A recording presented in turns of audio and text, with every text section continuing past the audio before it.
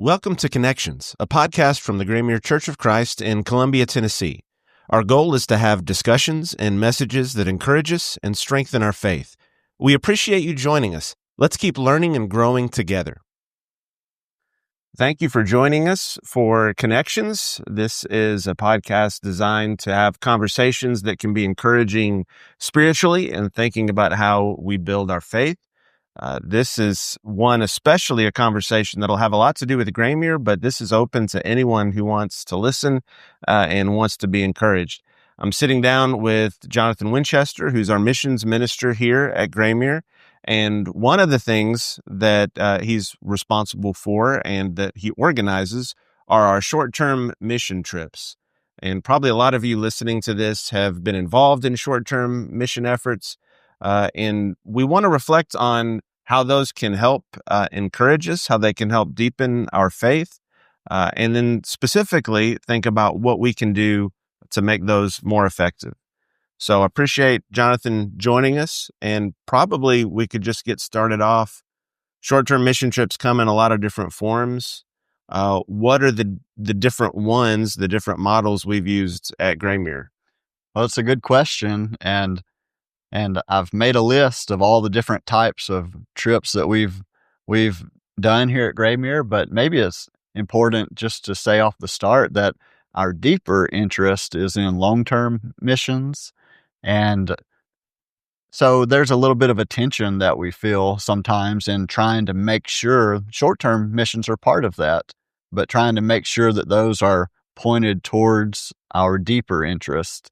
And the tension is that we want to go on a short-term mission trip every year, but at the same time, is the mission point ready for it? So I always feel a little bit of tension between those two things, but hopefully when things are in order, all of our activity is pointing towards the ultimate goals of what we're trying to do with our mission work. But yeah, I love the question about the types of missions, because mission work is such almost a generic term now. It can mean so many different things to different people. I mean, I've got non-believing friends that mission work is an important thing for them. Only their mission work doesn't necessarily look like ours. Maybe it's not the same interest as ours.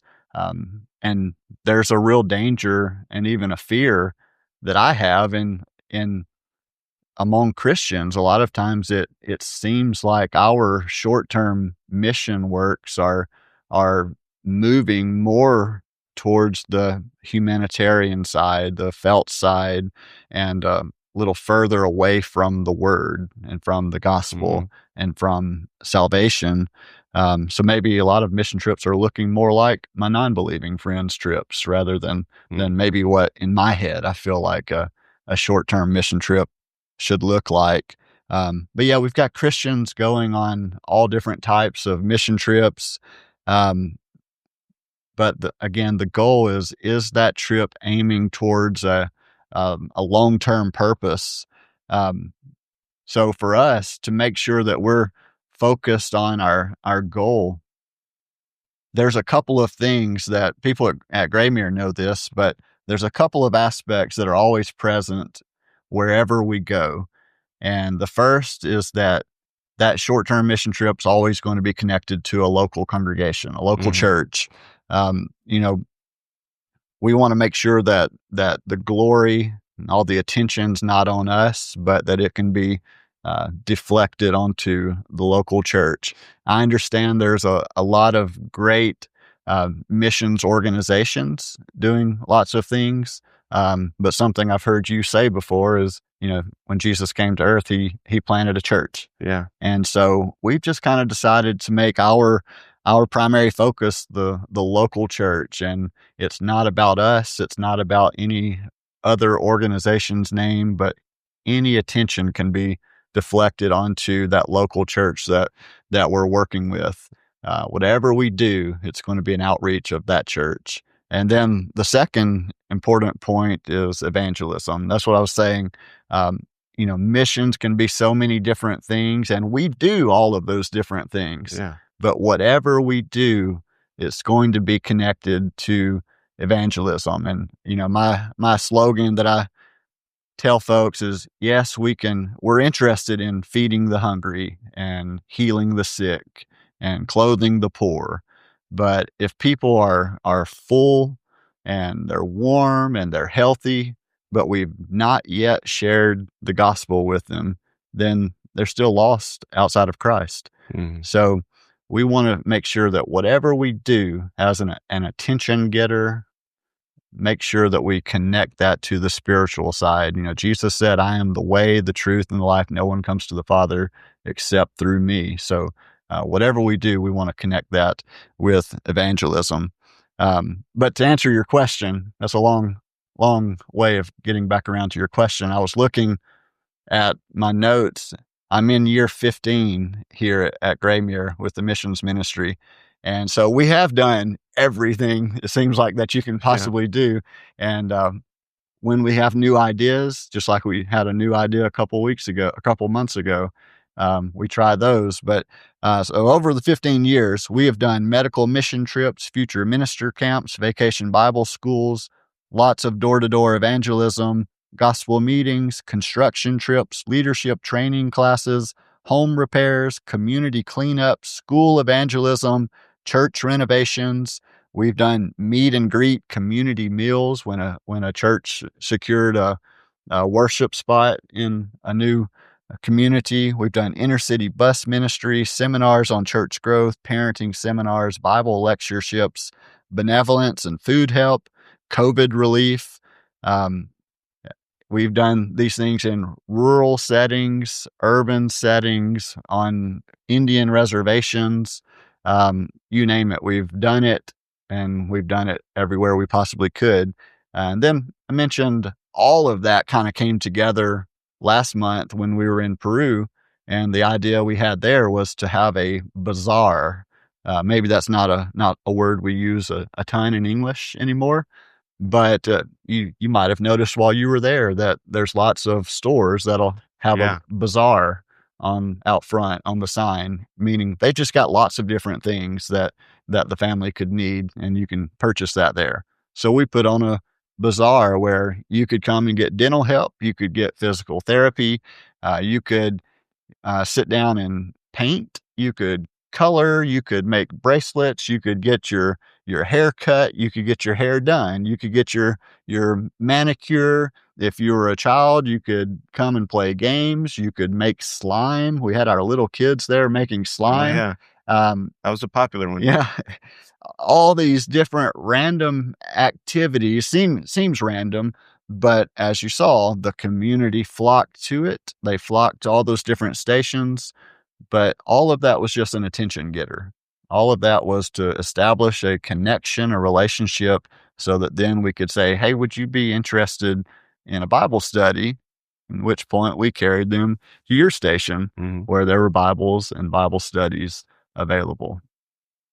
Yeah, it is really neat to see how that all came together, and just talking to, Luke about that, we were all encouraged about, one of the stories there of Fermin who came, and, it was just interesting for me to get to talk to Luke about how he kind of saw that happen. It started with a game he was playing, and then he was about to leave, and then, so let's played a chess game, and then Luis comes in and gives him the boxing lessons, and all of a sudden it was those connections that form and then open a door for that Bible study. And then it was really neat to see that working, where all those things are good, but they're pointing towards our mission. And so And that was the really exciting. progression was pretty neat.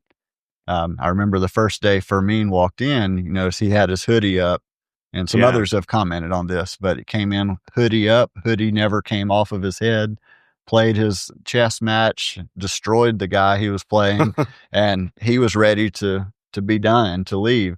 But then stuck around just long enough to take a boxing lesson. The next day comes in, hoodie is still up, plays some chess, does some boxing, this time has a Bible study.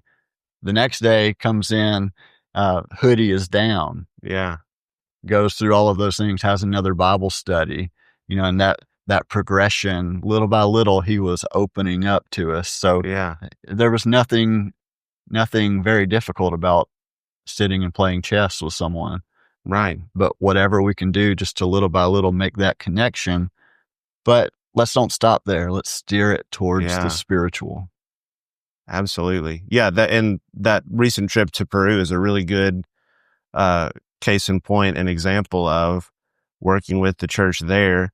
And that was really exciting because that's a church that had been planted recently, but then when the COVID lockdowns happened, they've dealt with so much. And so for them to be at a point where they could host us and then to be able to do that was really encouraging.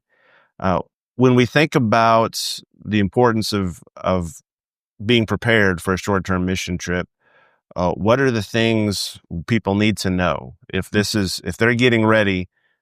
What have you seen over the years that it's just really good if people know this beforehand? There's more to know than I'm going to remember to say right here. There's more to know than we even have time. Before the trip, I made so many jokes about the 31-page manifesto that I Yeah, wrote. That's the team documents, and it's just full of all these different things that you need to know. And then there's prep classes. And so there's more to know than people are going to actually read before a trip. sure. So it's still not impossible to do a mission trip. But I would say, remember the overall goal, like we just discussed. The overall goal is to make disciples, to group them into local congregations, and to help them to grow. I think we come to short-term mission trips, a lot of us, for many different reasons. Um, the fact is, some may be looking for adventure, and you're going to get that. Hmm. Some are looking for fun with their friends. You're going to get that. But at the same time, we're also going to be working. We're going to have a great time. We're going to make memories, but we're going to do those things while trying to reach that ultimate goal. But thinking about your question, things people should know when they participate, that kind of jumps out at me. I wish it were just a matter of when Hmm. everyone is going to participate in some way in the missions ministry. It's more like, please participate Yeah. in the missions ministry. Please get involved. And I've spent some time thinking about that. Maybe I'm reaching that age where I'm looking now. I've been here long enough to look back and do some reflection on what we've done, what we can do better. And I think year 15 in regards to mission trips looks a whole lot more like year 1 than years 2 through 14. And a lot of that is because of, I think, wanting people to get involved. And over the years, there's not much that we haven't tailored in trying to accommodate and make sure that, hey, if you got mobility issues, you can still participate. Hmm. If you're afraid of flying, you can still participate. If you're a small child, you can still participate. If you've got work or school, trying to change the dates around, there's not much that we haven't tailored, trying to get more people involved. And what I've kind of realized is there's a core group of people. It doesn't matter what we tailor, that core group's going to go. Hmm. And then there's also folks who doesn't matter what we tailor, they're not going to go. So I would just say, please participate. um, but to your question, there's a lot of things to remember as we go. Remember that, hey, there's going to be travel hiccups. Yeah. You experienced a big one Oh, yeah. on the return trip. There's going to be delays. There's going to be cancellations. I've had trips where my luggage got lost and I didn't get it back until the day before coming home. In your case, you got to spend the night in the airport. Yeah. So there's going to be things that don't go according to plan, no matter how much you plan. Right. And this was one of those trips where time is the greatest aid to creativity and to things going well. This was one of those trips where there was so much planning that went into it. but that one aspect that I couldn't control Right. is what went wrong, and that was the airlines. Yeah. Things are going to happen. There's going to be language barriers. Some folks say they don't want to go because they don't think they'll be very helpful because of the language barrier. Don't let it stop you. We did not have enough translators, but what I noticed is the smiles transcend that Mhm. barrier. Our nonverbal communication transcends that barrier. But not only that, we've got all of these little apps on our phones now. Oh, So yeah. all week long, kids are just speaking a sentence into their phone Right. and then showing it to the other person, and then that person speaking into the phone and showing it back. And now all of our kids have all these Facebook friends, and they're communicating with folks who they don't even speak the same language. Yeah. It's not really a barrier if we've got the attitude of, hey, I'm going to get over that barrier. Yeah. It's only a barrier if we let it be. Remember that our accommodations are not going to be like at home. This is a Right. great one for us to talk about right now. But because of our hotel situation, which I loved, if I'm planning another trip to Peru right now, I'm going to book the same hotel. Um, Sometimes you might not even have a hotel, but remember that sometimes, water might be scarce That's in the right. hotel, which was our case. Maybe you get a shower one day, maybe you don't. You probably never get a warm shower. Um, Remember that the hotels might not be built to the same safety codes Right. at home. Therefore, don't be running around blindly playing.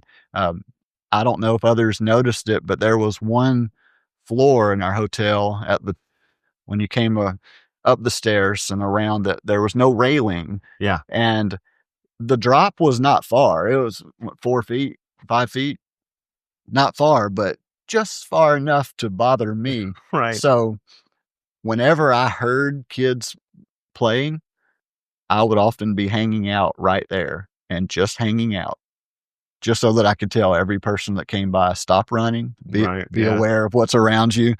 Um, because those are the things we take for granted, those safety things. And I've seen accidents happen.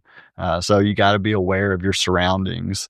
Um, be aware of cultural things.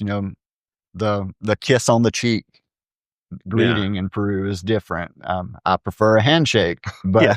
but you're going to give ladies that kiss on, or they're going to give you that kiss on the cheek, which is really not even a kiss, but it's more Yeah. like touching your cheeks.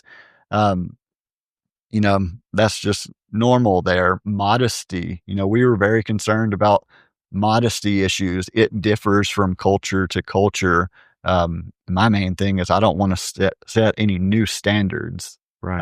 I think we're pretty loose on that in our culture, maybe looser than some of the places where we're doing mission work. And so I really don't want to leave the brethren there having to address new problems because of us. Right. Um, Main thing to remember, I mean, this is the biggest one, and I hope I don't show it much, but it's probably the one that bothers me the most, and that is once we get there, we're moving and working as a team, not as a bunch of individuals. Yeah. And, I don't know if you saw, anytime we're going somewhere, I'm checking people off. I'm Right. standing by the bus door, checking them off, making sure everybody's where they're supposed to be. And for the most part, folks would do well. But, after the fact, I've been told of situations where I had folks checked off who they then left. And, Right. and so just be ready to move as a team, because I've also seen in the past folks do things like that and they get lost. Yeah. And you get lost in a foreign country where there is a language barrier. Sometimes you get to have a police ride, a police escort Right. to somehow try to get back with the team that had already marked you off as present. Yeah. So yeah, there's lots of things to remember, um, practical things. The most important maybe is just to try your best to be spiritually ready for the mission trip. You're going to have lots of potential opportunities to, if you're willing, and you should be willing to step outside of your comfort zone, to do some things that scare you, maybe to work towards some spiritual goals. Of course, we had 2 weeks in Peru this year. First week was a much larger group Mhm. than week two. Um, week 2, myself included, but one other person I can think of who's scared to death of leading singing, but I fall into that category as well. I was texting you guys like, "Hey, today's my big Right. debut." They put me down to lead singing at worship Yeah. and at one of the nighttime meetings, and I just told myself, "Hey, I'm asking everybody else to do these things, so I've got to do it as well." So be willing to step outside of your comfort zone. Um, Hopefully, be willing to share your faith. I used to get the question so often of, "Can you provide some sort of a Bible study plan?" And we've begun doing that. I can think of 3 different ones over the years that we've provided. I'm not getting that question as much anymore. I'm still just providing the study plan, but Mhm. I'm not getting as many people asking for it. I'm not necessarily getting the feeling that people are preparing in that aspect as much as maybe I would want them to. Um, if you can't share your faith, at least be prepared to tell people how Jesus has changed you. Mhm. There will be, if you can at least do that, there will be one of us there who Yeah. can take it from there and do a little bit more. But um, maybe the number of Christians who are capable of sharing the faith is shrinking, and that's an area, a major area where we could increase and grow. Well, and even in conversations, again, I keep coming back to Peru, but there were also some of those questions that they would have based on their own religious experience that surprised me. And I was thinking, okay, I didn't really plan on talking about this or talking about that. So you almost, just like you have to be flexible in your travel plans, if you're going to be talking about scriptures, you've got to be flexible in, okay, maybe they're not ready for what I wanted to talk about. I've got to figure out how do we address this and get to that point. Mhm. But yeah, and this has been true for every mission trip I've been on. Anytime you have a group from here who's done a lot of planning, but you've got, you know, airlines or trains or whatever else is involved, and then you have the other congregation there, there are always just going to be a lot of moments where you're not really sure what we're about to do next. I mean, you've planned it, but things are moving, and just that being able to accept the fact that, hey, I'm just going to be ready. And when this gets worked out, I'm going to be ready to jump in and do what I need to do. Or whenever they decide this plane's going to take off, I'm going to be ready, and having that attitude becomes so important. You kind of touched on some of this, but as far as like, maybe we start with the benefits that you've seen of short-term mission trips and what can happen to people and for people, and then maybe what are some of the challenges too. Yeah, there's definitely pros and cons to short-term missions, to all the aspects of the trip.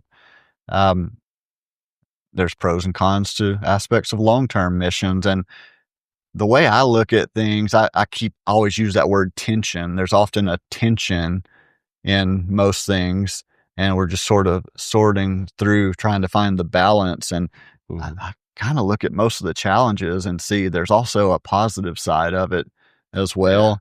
Um, so it's not so much like these things are terrible and we got to get rid of it. It's more like, hey, let's try to balance that out so that we can get the benefit out of it as well. Um, but there's lots of folks who are absolutely against short-term mission work. You can do a quick Google search. I've had YouTube videos sent to me of it. I have yet to find a whole lot of time to watch those. Right. I don't really have time for that. However, there are some valid concerns. Usually, it's built around the idea that people's short-term mission trips are all about us. Mm. All about like pat myself on the back, and those are valid concerns. But I don't think those are, for me, a reason not to do short-term mission work. Um, I'm I I think there is an aspect of short-term mission trips that is about us. Um, and I'll share what I mean by that is, I'm the Graymere missions minister. I'm not the Brotherhood missions Mhm. minister. I would help anybody I could in any way, but I've got a local interest in connecting Graymere people with this mission work and seeing how we can help each other. So there is an aspect in which it's about us. I'm thankful that when I was younger, that even though I was very unprepared, Graymere let me go on a short-term mission trip with them. I'm thankful that while I was there, people asked me to give devotionals and to lead singing and to learn to teach Bible classes and to learn to preach. I'm glad that I was willing to step into those opportunities. Yeah. And so it is about us. I want to give that opportunity to others here. I've got an interest on the local side. My family is here. My friends are here. My family and friends are there. And so I've Right. got an interest in it is about us and them and trying to see how we can help one another. Um, Maybe in that line of thinking, maybe one of the challenges of short-term mission work, which also has a benefit, is that we ought to be sending our all-stars on mission trips. But what we're sending are those who are willing. And that was the case with me. I was not an all-star, but I was willing, so they sent me. And so can that be a challenge? Yeah, sometimes you might have the makeup of a team where you've got too many who are unprepared and not enough who are prepared. That can be a challenge, but the benefit of that is that some of those who are willing may get the encouragement and the motivation they need to then study and to grow Yeah. and to become the all-stars. And that's going to benefit everybody. When they go home, there's a ministry that needs them. When they Yeah. come back, now they're more prepared. And so it is about us, in a sense, but that's a challenge, but there's also a benefit to it. Um, I mentioned the makeup of a team from my standpoint and trying to put together the trip. This is one of the big challenges. Sometimes it comes off as a huge benefit. Sometimes it's a struggle, but there are certain roles that we need to be filled from the team, from those who register and sign up to go. Our magic number at Graymere is 30 to 35. Whatever the trip is, that's about how many are going to sign up. That it's not always the same 30 to 35, but that seems to be our magic number. And I've come to believe that's the optimal number. Mm. I've had, you're going to add 30 to 35 more on the local side and double the size of your team. I've had teams where there were over 70 Americans, double that on the local side. And that was chaos. But Yeah. if you can get about 30 to 35, it's manageable and you can usually fill all of these different roles that you need. Some of the things I wrote down, you need mature leaders. So need older Christians. I guess you don't have to be old to be mature. But also, I don't want to do a mission trip without a good group of teenagers. I Yeah. really like having the teenagers. And one thing we've done at Graymere is we did away with the minimum age requirement for mission trips. I love it when the small kids and their parents come. I don't want the small kids without their Right. parents. Right. But when the small kids, because they can make slime and they can connect to other Absolutely, kids who yeah. have parents. And so there's lots of excitement when you get the young people. There's more excitement when you get young people and their families, but then when you have some mature folks who can help as well. I really enjoy when we have an elder that goes on a trip. We need an elder to go on mission trips. We had Tommy Gore with us for both weeks in Peru, and it's not just me who feels that comfort. Fred Porter has filled that role for me for a long, long time. It helps me to know, hey, there's somebody here I can count on that I can go to if I need help. But Tommy worked in the Bible study station in Peru in the bazaar, and I noticed, he's older. You look at him and he's always smiling.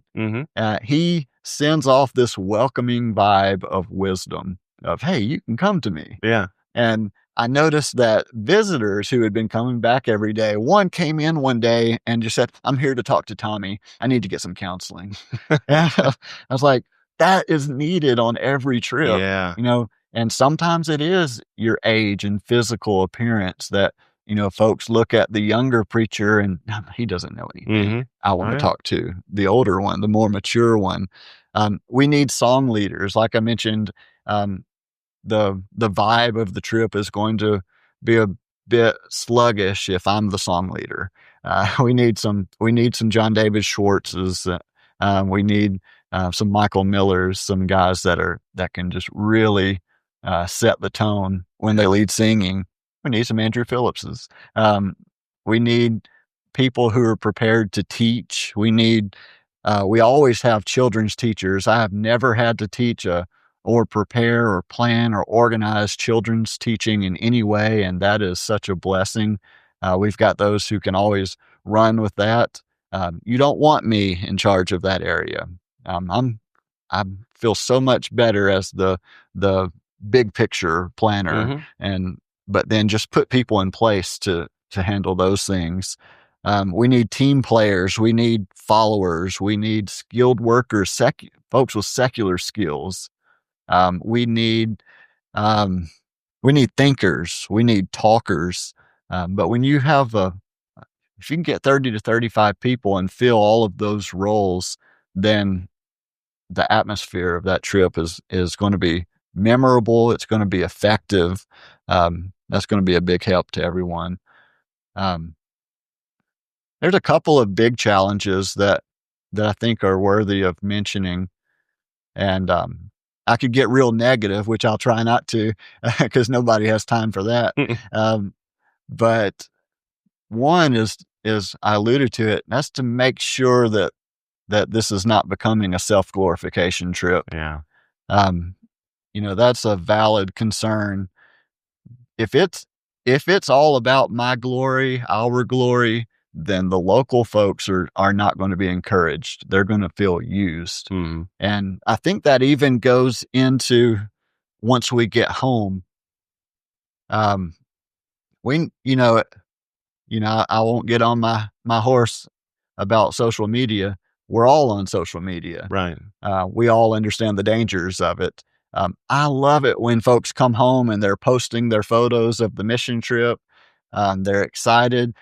Make sure that the trip isn't really all about just giving me some more material for social media to get the likes that I Right. need to sort of boost my self esteem. Um, if you come home and post all of that, and the folks there, now your Facebook friends, they're seeing it, but you never follow up or communicate more with them, Right. then it kind of feels like, oh, I just gave them some material to get Mm-hmm. their own likes. Make sure that it's a real Yeah. relationship that continues. Um, even also when you go on trips, in missions, there's financial needs, and often maybe I'm not out asking for support outside of Graymere for things, but I have ears and I have discussions with folks, and often there'll be folks who want to tell me how they're opposed to financial support of certain things. And then some time will pass and I'll see on their Facebook or I'll read their missions report and they're boasting of the things they did at this mission work that we support, that they would not help with. And it's like, I don't know if you were really opposed to supporting it. I think you were just more in favor of some, self glory. Mm. Um, so make sure that our trip isn't all about us Yeah. just stealing the glory. In fact, it ought to be the exact opposite. All that glory needs to be deflected off of us and onto the Yeah. church. And so make sure the short term mission trip doesn't become that. Um, Maybe that second challenge that I wanted to mention is our American compartmentalization. Everything's got its space and its time, and some can go on a mission trip, and some are going to go on a mission trip every year. But then there's going to be 51 other weeks filled with other things. I'm Yeah. not saying you got to go on a mission trip all year long. Right. Um, I love it that there's folks who say, hey, that's going to be part of my yearly activities.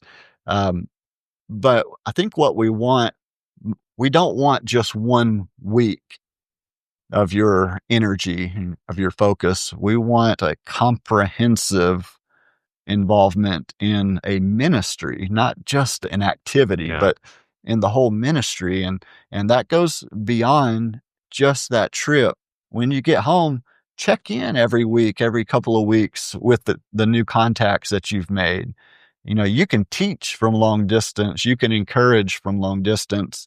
I love it when members at Graymere are in contact with folks and they're just having conversation, communication, and they discover needs. And then when we get to share together, hey, have you heard about this need? I had no idea about that. Right. You know how it is. Something happens and I may tell one person, but forget to tell the next person. Yeah. But when we're all on the same page and collaborating, then we can do we can be much more effective in doing our job of supporting that work to grow and to go forward.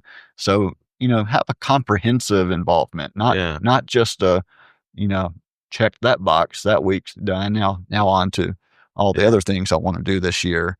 Um, yeah, there's challenges, but most of those challenges also have a benefit side if we'll balance out the tension. Well, and that's such a good contrast to say we're not looking for a 1 week activity. We're looking for involvement in a ministry, and that mission trip is going to be part of that, but it's not the extent of that.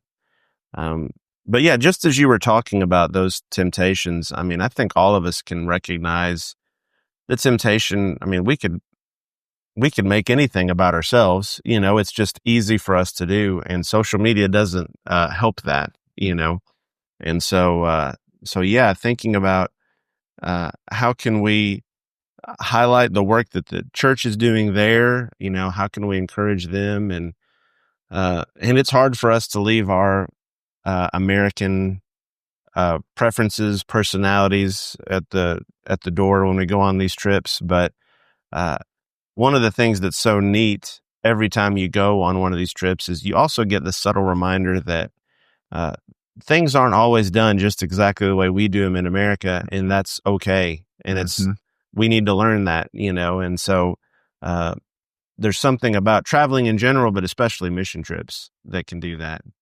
And I wanted to give you a chance too to just talk about how, and you've touched on this some, about our overall missions program, the overall ministry, how these fit into our overall ministry. But as you mentioned, the goal is in planning churches and encouraging congregations that it fits into what we're doing overall as part of the missions program. So just share a little bit about that, about how that relates to overall where we're going. Well, this is my favorite question because this is the one that for me, this is all year long, every year. It really is a Graymere missions program. What we're doing affects Graymere, it affects it affects all year long. I've been part of brotherhood-wide works before, or works that may focus on an entire continent or an entire country, and maybe those things are just a little too big for me. I like to narrow that focus. I'm focused on what God can do through Graymere. Love it when others want to be part of that. I'm just not out actively recruiting. Right. But I focus on what Graymere can do with the resources that God has blessed us with. So that's something that's always on my mind. Outsiders are welcome. Outsiders. I mean, those who worship elsewhere, you're welcome to support a work or to join us in the work. I just don't. I love that Graymere does not ask me to go out asking for money, fundraising. I get to just focus my time on how can we help this mission point to grow.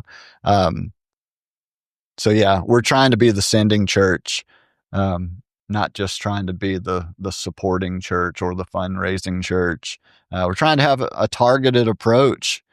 And over 15 years of doing this at Graymere and elsewhere before here, you know, I feel like we've learned a lot of things. I feel like we've still got so much to learn. Um, but I look at where we've been and where we are now, and it's night and day. Mm. And where we're going is going to be night and day as well. We used to be a supporting church. We were spread so thin and all over the place, and everything was somebody else's work. We were just the funder of it. Yeah. And, we wanted to get away from that. We kind of felt like in missions, a lot of times folks we're just throwing darts everywhere, and then we go draw circles around them so we can say, yeah, we hit the bullseye. Yeah. And, you're not really hitting a bullseye if you do it that way. So we've really tried to draw the target first and make sure that everything we do is focused and directed, aiming at that target.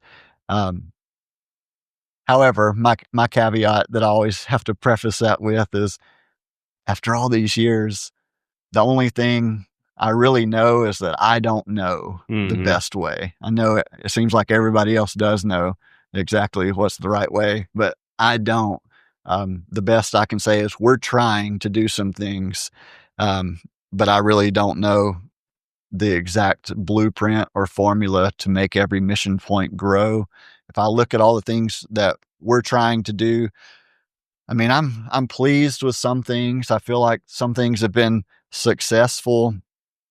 I also have some great concerns about some things we're doing. There's some things we're trying that haven't worked, but yet I'm pleased that we were in a position to say, hey, that didn't work. Let's cut it and move on. Yeah. I have great concerns about there are still some aspects in our mission work that are not working, but we still are doing those things, maintaining the status quo. And I have enormous concerns about that. I don't know what it'll take to get the courage to move on from certain things if they're not working. But I can tell you some things that we've been trying to do. Don't know if they're going to be overall effective, but like I mentioned, we're trying to define our focus. I get excited about pretty much every type of mission work everywhere, and constantly, new opportunities or ideas are brought to me, and I get excited about it, and I start thinking about it, and then I think, no, I've got to say no to that one because it's going to take us away from our focus. Yeah. And it's going to put us right back where we were. Especially new countries. I really get excited about going to new countries, and I got to tell myself, no, that's just going to pull my attention away from what we're trying to do where we already are. But our focus, we've defined that to be the local church. Make disciples, gather them into local churches, then let's help that church to reach out and do the same thing for others.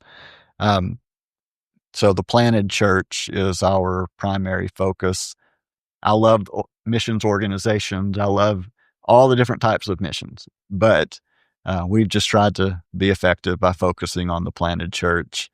We are talking about short-term mission trips mostly, so I'll say our short-term mission trips need to be functional activities. What I learned early on in my life is that a lot of times the mission trips do activities that can only be done by that American group or with the resources they have. So we've tried our best to make sure that all the things we're doing are things that the local church could do without us, without our money. And the bazaar, the slime making is an example of that. I was in Peru a couple years ago, and just one activity they had one day was they had some little painting easels for children. So they went to the park and set those up, and they had painting for children. And at the same time, adults were talking to the parents. Yeah. So that's when I got the idea of, hey, we don't have to do something that costs thousands and thousands of dollars. Right. $5 to $10 will buy all the things you need to make slime. Yeah.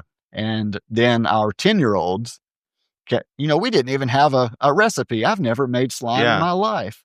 But our 10 to 14-year-olds jumped right in there. They had it memorized. And so that's something that the local church can do without us. So we try to be functional in the things that we're doing, so that it can realistically be carried on without us. Thinking about the workers that we work with, our missions partners, we in missions world, there's lots of discussion also about, or debate, should we support local workers or only American missionaries? And I don't know. I'm not smart enough to know the answer to that. All I know is if I think about our two most effective missions partners who are my closest friends, one is American, one's Peruvian. And so I think that effectiveness doesn't necessarily have to be attached to a nationality. Yeah. I'm willing to work with anyone. I prefer to work with a team over an individual. Mm-hmm. However, it doesn't matter what nationality. But I do prefer that team to work like missionaries and not like local preachers. I love local preachers. I love preaching, but I like it when even if they're from that place, if they have the mentality of, hey, we're growing something Mm-hmm. so that it can take off or that it can be handed off, and then we're going to go and do it again somewhere else that needs a local church. So I want to work with missionaries. Hey, my fear, we do have a work now that's 10 years old. My fear is, how do we speed up that taking off and handing off? I don't want to, in another 20 years that still be one of our mission points. So, we want to make sure that we're working towards that thing taking off on its own. And I think you got to work with missionaries in order to have that happen. We don't want to be in the same place with the same workers and doing a stagnant work in another decade. But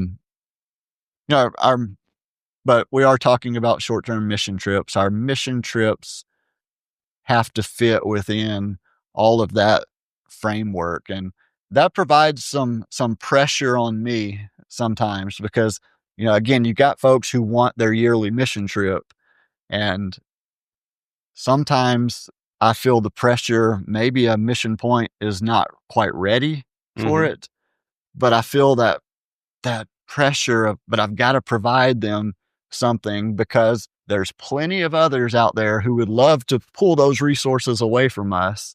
And my experience has been that if those resources get plugged in with others, which is great, I'm not opposed to other works, but we probably won't get them back. And again, we're not necessarily focused on being a brother-wide mission point. We're using what God has given us. So we need our resources to be involved comprehensively in what Graymere is trying to do. So I feel that pressure. But once a mission point, we do kind of let things develop organically. We try not to force a work. A plan has to be developed. A work has to be initiated. We try not to let a huge mission group be the start, the first thing, because I kind of feel like maybe you're setting the tone of, hey, all the big initiatives are going to depend on that external group. I like to let it grow, let them be part of the work and the sacrifice, and let everything come into order like we did in Peru. It was essentially a restart after COVID, and so it's been going for 4 or 5 years. And that's when we finally brought a big group. Yeah. What others may not have realized was I had taken, 1 or 2 of us 2 years before that, and then 5 or 6 of us the year before that, to make sure that everything was in order, that it was progressing so that we could take the big group. When we took the big group, there were folks who were baptized in those 2 previous years who were now working as part of the team. Yeah. And so they had had enough time to accept their responsibilities and to then show up and be part of the team rather than to sit back watch the team come in and do the work for them. So, you know, all of that takes place. We get to the point where we can take a big group, and I like to go to the same place 2 years in a row because it's just easier on the second year. Also, I like the idea of that continual presence. But then I try to take the group somewhere else. So ideally, talk about our targeted focus. We want to have less works and more involvement, but to only go to the same place 2 years in a row and then move elsewhere. I think ideally we would only have like maybe 5 mission points at a time. It doesn't work out that way. But ideally, if we had 5 amazing mission points at all times, then hey, you've got 10 years of mission trips that are planned out by that, if they're all progressing the way that they should. Now, it doesn't work that way. I don't know what our exact number is right now. I'd have to look it up, but we've got more than 5 because it doesn't work out that you just end up with 5 amazing ones. Right. Some of them fizzle out and struggle. Some of them thrive and take off. Those hopefully become the ones that we really get involved with. Some of them are going to fail, unfortunately, and we need to get out of those and move on to where we can be effective. But so yeah, we're going to have more than 5 at a time because they things just don't always go according to plan. But say all of that just to say that we're kind of balancing, the short term and making it focus on the long term, and that short term mission trip can be extremely effective in the long term plan, so long as we can balance that tension and make sure it's not just about doing something because that's what we're going to do no matter what. Absolutely. Well, and that's really helpful too, just as a reminder of our big picture and what we're trying to accomplish in planting churches that can also one day plant other churches and teams that can go here for a few years and then here, and just trying to maximize our effectiveness. And all of these discussions, all of our podcast episodes lately have been focused on how we can increase our faith. And so I just love the different ways we've also been able to explore how short-term mission trips can really deepen our own faith, and we can come back not just encouraged, but also kind of energized, and maybe with the idea of, I did something I didn't really know I could do there, so now I can do that here. And so all of that is just awesome and encouraging. So we're looking forward. At the time we're recording this, we're going to have, and not too long, we're going to have a report on the trip from Peru. And so we're grateful for that. And there's a lot of other things on the horizon to be praying about for our mission trips. And one of the things, just as a reminder for Graymere folks, we do have those magnets available that list the names of our missionaries and their works. And even if you just put that on your fridge and you remember that, praying for them. And then also, I know Jonathan mentioned this, but anytime you can send an email or just some kind of note of encouragement, that's going to make a huge difference to those who are working there in those countries. So appreciate you spending time with us, and thank you for joining us in Connections. We hope that these conversations will be encouraging to you. Obviously, if you're in the Columbia area and aren't a member of a church family, we'd love for you to worship with us. But no matter where you are, we want to encourage you to grow in your faith. Thanks for joining us. Thank you for being part of Connections. We hope it was an encouragement to you. If you live in the Columbia area and don't have a church home, we would love for you to worship with us. You can find out information about meeting times, classes, and what to expect at graymere.com. You will always receive a warm welcome from the Graymere Church of Christ.